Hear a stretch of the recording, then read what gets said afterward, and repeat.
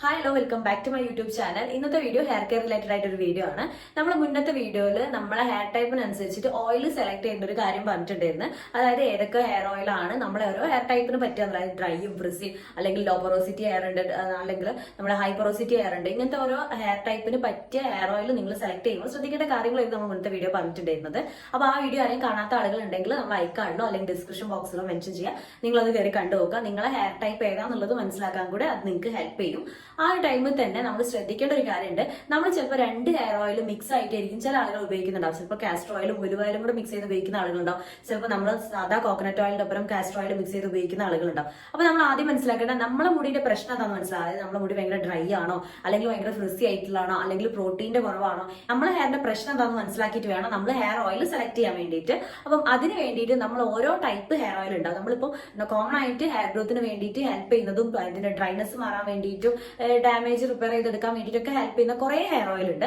അപ്പൊ നമ്മൾ നോർമലായിട്ട് ഉപയോഗിച്ച് വരുന്ന കുറച്ച് ഹെയർ ഓയിൽ, അതൊക്കെ എന്തിനു വേണ്ടിയിട്ടാണ്, നമ്മുടെ മുടിയുടെ എന്ത് പ്രശ്നം മാറ്റാൻ വേണ്ടിയിട്ടാണ് അത് ഹെൽപ്പ് ചെയ്യുന്നത് നിങ്ങൾക്ക് ഈ ഒരു വീഡിയോ ഷെയർ ചെയ്തിരുന്നുണ്ട്. അതുപോലെ തന്നെ നിങ്ങൾക്ക് ഇതിപ്പോൾ രണ്ടും കൂടി മിക്സ് ചെയ്ത് ഉപയോഗിക്കുകയാണെങ്കിൽ നിങ്ങളുടെ മുടിയുടെ പ്രശ്നം നോക്കിയിട്ട് എന്താണ് പ്രശ്നം ഉള്ളത് അതിനനുസരിച്ച് ഈ രണ്ട് ഏതാണോ ഹെയർ ഓയിൽ നോക്കിയിട്ട് അത് രണ്ടും കൂടെ മിക്സ് ചെയ്തിട്ട് വേണം ഹെയറിൽ അപ്ലൈ ചെയ്യാൻ വേണ്ടി. അല്ലാതെ നമ്മളിപ്പം ഹെയർ ഓയിൽ മാറ്റിക്കൊണ്ടിരിക്കുമ്പോൾ നമുക്ക് കണ്ടിട്ടുണ്ടാവും ചിലപ്പോൾ നല്ല രീതിയിൽ ഹെയർ ഫോൾ. ചില ആളുകൾ നോർമലായിട്ട് ഒരു ഹെയർ ഓയിൽ യൂസ് ചെയ്ത് വന്നിട്ട് പെട്ടെന്ന് അങ്ങ് മാറുമ്പോൾ നിങ്ങൾക്ക് മൊത്തത്തിലൊരു മുടി കൊഴിച്ചിൽ പൊതുവേ കണ്ടുവരുന്നുണ്ട്. അതെന്താ കാരണം വെച്ചിട്ടുണ്ടെങ്കിൽ നമ്മളിപ്പോ എന്താ വെച്ചാൽ ഒരു പ്രശ്നത്തിനാണ് നമ്മളിങ്ങനെ അതിന്റെ പ്രശ്നങ്ങളൊക്കെ പരിഹരിച്ച് കൊണ്ടുവരുമ്പോഴേക്കും നമ്മൾ എന്ത് ചെയ്യുക, അത് നമ്മുടെ മുടിയായിട്ട് ഒന്ന് സെറ്റ് ആയിട്ടുണ്ടാവും. ആ ടൈമിലേക്ക് ആ സമയത്തേക്ക് നമ്മൾ അടുത്തത് പരീക്ഷിച്ച് നോക്കുന്നുണ്ടാവും. അപ്പൊ അതിന്റെ ഒരു ഇതെന്താ വെച്ചിട്ടുണ്ടെങ്കിൽ അത് ചിലപ്പോൾ തിക്നെസ് കൂടാൻ വേണ്ടിയിട്ടായിരിക്കും. അപ്പൊ നോർമലായിട്ട് നമ്മളെ സ്കാൽപ്പ് തീരെ ഒരു ഭയങ്കര ഡ്രൈ ആയിട്ടുള്ള തിന്നായിട്ടുള്ള ഹെയർ ആണ് വരുന്നതെങ്കിൽ അതിനിടയ്ക്ക് നമ്മൾ ഒരു തിക്നെസ് കൂടാനുള്ള ഒരു ഓയിൽ അപ്ലൈ ചെയ്തിട്ടുണ്ടെങ്കിൽ നമ്മൾ ആ മുടി അതേപോലെ തന്നെ അങ്ങ് പൊഴിഞ്ഞു പോകും. അപ്പൊ ഈ ഒരു വീഡിയോയിൽ നിങ്ങൾ കറക്റ്റ് ആയിട്ട് ഓരോന്നിന്റെയും യൂസ് എന്താണെന്നുള്ളത് നോക്കുക, അതെന്താണ് നമ്മളെ ഹെയറിന് ചെയ്ത് എന്താ നോക്കുക, അതിനനുസരിച്ച് നിങ്ങൾ എന്ത് ചെയ്യുക ഹെയർ ഓയിൽ സെലക്ട് ചെയ്യുക. അതിന് മുന്നേ നമ്മൾ ഈ ചാനലിൽ എല്ലാ പുതിയ മെമ്പേഴ്സിനും ഹാപ്പി ടു വെൽക്കം ഫാമിലി. ഞാൻ പറഞ്ഞ ഒരു കാര്യം നിങ്ങൾക്ക് യൂസ്ഫുൾ ആവണമെങ്കിൽ നമ്മുടെ ചാനൽ സബ്സ്ക്രൈബ് സപ്പോർട്ട് ചെയ്തേക്കാം. അപ്പൊ നമുക്ക് ഇത് എന്തൊക്കെയാണെന്നുള്ളത് നോക്കാം. നമ്മൾ ഫസ്റ്റ് തന്നെ പറയാൻ പോകുന്നത് കോക്കനട്ട് ഓയിലിന്റെ കാര്യമാണ്.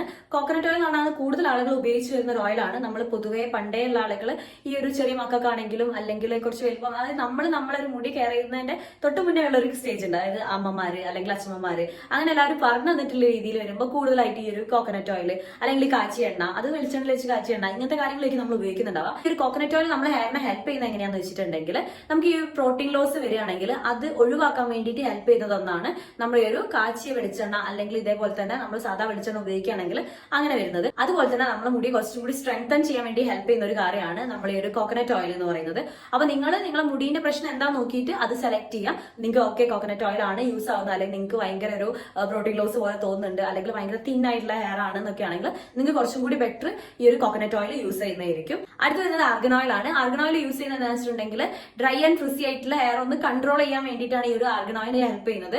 അത് പറഞ്ഞിട്ടുണ്ടെങ്കിൽ നമ്മളിപ്പോൾ കോക്കനട്ട് ഓയിൽ ഉപയോഗിച്ചിട്ടുണ്ടെങ്കിൽ നമ്മൾ 2-3 ദിവസം കൊണ്ട് തന്നെ അതിന്റെ റിസൾട്ട് കാണും. പക്ഷെ ആർഗൻ ഓയിൽ കുറച്ച് ടൈം എടുത്തിട്ടാണ് റിസൾട്ട് കാണിക്കുക എന്നുള്ളതും കൂടെ മനസ്സിലാക്കി വെക്കുക. കുറച്ചും കൂടി ഡ്രൈയും ഫ്രിസി ആയിട്ടുള്ള ഹെയർ ഒന്നും കൂടി കൺട്രോൾ ചെയ്തിട്ട്, ആ ഒരു ഡ്രൈനെസ് കൺട്രോൾ ചെയ്തിട്ട് കുറച്ചും കൂടി ഒരു സ്മൂത്ത് ആൻഡ് സോഫ്റ്റ് ആയിട്ട് നിർത്താൻ വേണ്ടിയിട്ട് ഹെൽപ്പ് ചെയ്യുന്നതാണ് ഈ ഒരു ആർഗൻ ഓയിൽ വരുന്നത്.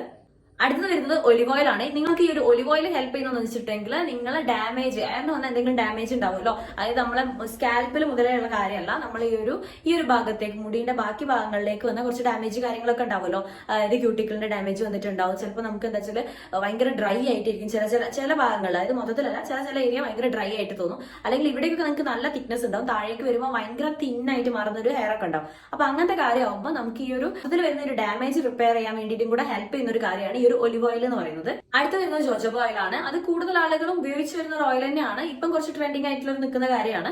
ഇത് നമുക്ക് എന്താ വെച്ചാൽ നമ്മളെ സ്കാൽപ്പിൽ വരുന്ന ഓയിലിന്റെ പ്രൊഡക്ഷൻ കൺട്രോൾ ചെയ്യാൻ വേണ്ടിയിട്ട് ഹെൽപ്പ് ചെയ്യുന്ന ഒരു കാര്യമാണ് ഈ ഒരു ജോജോബ ഓയിൽ.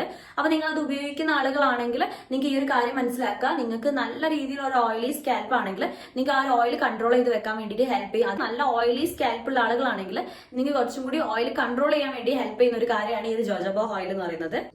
അടുത്തത് വരുന്നത് ആൽമണ്ട് ഓയിൽ ആണ്. നിങ്ങൾ ആൽമണ്ട് ഓയിൽ യൂസ് ചെയ്യുന്നതെന്ന് വെച്ചിട്ടുണ്ടെങ്കിൽ നമ്മൾ കുറച്ചും കൂടി നമ്മൾ ഹെയർ ഭയങ്കര ഷൈനിങ് ആയിട്ട് നിൽക്കാൻ വേണ്ടി, അതായത് ഭയങ്കര ഫ്രിസി ആയിട്ടുള്ള ഒരു ഹെയർ പുറത്ത് നോക്കുമ്പോൾ തന്നെ അതിന്റെ ടെക്സ്ചർ ഭയങ്കര ചേഞ്ച് ആയിരിക്കും. അപ്പൊ കുറച്ചും കൂടി ഒന്ന് ഷൈനിങ് ഒക്കെ ആയി നിൽക്കാൻ വേണ്ടിയിട്ടാണ് ഈ ഒരു ആൽമണ്ട് ഓയിൽ യൂസ് ചെയ്യുക. അടുത്തത് വരുന്നത് ടീ ട്രീ ഓയിൽ ആണ്. ഈ ടീ ട്രീ ഓയിൽ നിങ്ങൾ ശ്രദ്ധിച്ചിട്ടുണ്ടാവും, നമുക്ക് കൂടുതലായിട്ട് ഡാൻഡ്രഫ് വരുന്ന പ്രശ്നങ്ങൾക്കൊക്കെ യൂസ് ചെയ്യുന്ന ഒരു ഓയിലാണ് ഈ ടീ ട്രീ ഓയിൽ.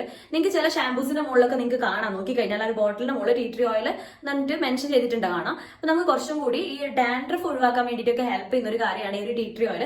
അപ്പൊ നിങ്ങൾ ഇനിയിപ്പം എന്തെങ്കിലും കാര്യങ്ങളൊക്കെ ഇത് ഹെയർ ഓയിൽ ആയിട്ട് മിക്സ് ചെയ്തിട്ട് അപ്ലൈ ചെയ്യാൻ നിൽക്കുന്ന ആളുകളാണെങ്കിൽ നിങ്ങൾക്ക് സ്കാൽപ്പിൽ നല്ല രീതിയിൽ ഡാൻഡ്രഫ് ഉണ്ടെങ്കിൽ നിങ്ങൾക്ക് ഈ ഒരു ടീ ട്രീ ഓയിലും കൂടെ മിക്സ് ചെയ്തിട്ട് വേണം നിങ്ങൾക്ക് ആ ഒരു ഹെയർ ഓയിൽ എന്നുള്ള രീതിയിൽ നിങ്ങൾക്ക് ചെയ്തെടുക്കാൻ കഴിയുന്നതായിരിക്കും. അത് വരുന്നത് ഇപ്പൊ ട്രെൻഡിങ് ആയിട്ട് നിൽക്കുന്ന ഒരു കാര്യമാണ് റോസ്മേരി ഓയിൽ. റോസ്മേരി ഓയിൽ നിങ്ങൾക്ക് അറിയാവുന്നതായിരിക്കും, നമുക്ക് എന്ന് വെച്ചാൽ ഹെയർ ഗ്രോത്ത് പ്രൊമോട്ട് ചെയ്യാൻ വേണ്ടിയിട്ടാണ്, അതുപോലെ തന്നെ നല്ല രീതിയിൽ ബ്ലഡ് സർക്കുലേഷനെ ഹെൽപ്പ് ചെയ്യുന്ന ഒരു കാര്യം കൂടിയാണ് ഈ റോസ്മേരി ഓയിൽ എന്ന് പറയുന്നത്.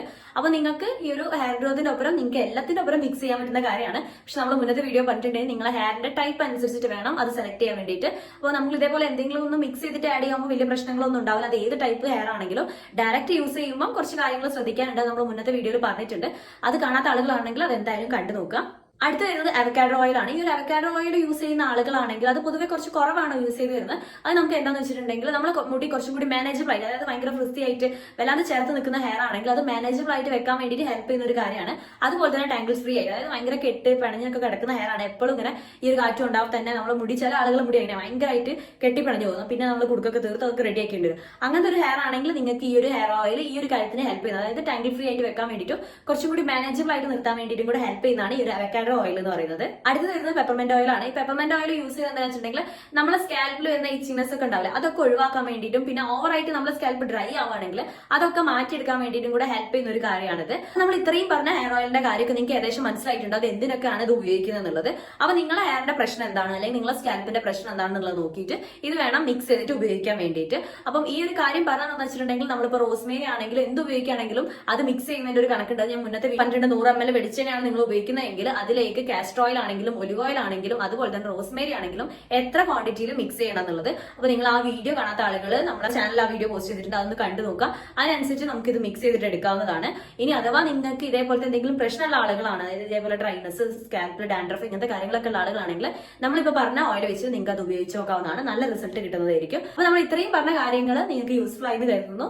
അപ്പം ഈ ഒരു വീഡിയോ നിങ്ങളുടെ ഫ്രണ്ട്സിനും റിലേറ്റീവ്സിനും ഷെയർ ചെയ്ത് കൊടുക്കുക. അടുത്തൊരു വീഡിയോ ആയിട്ട് കാണുന്നവരെ ബൈ.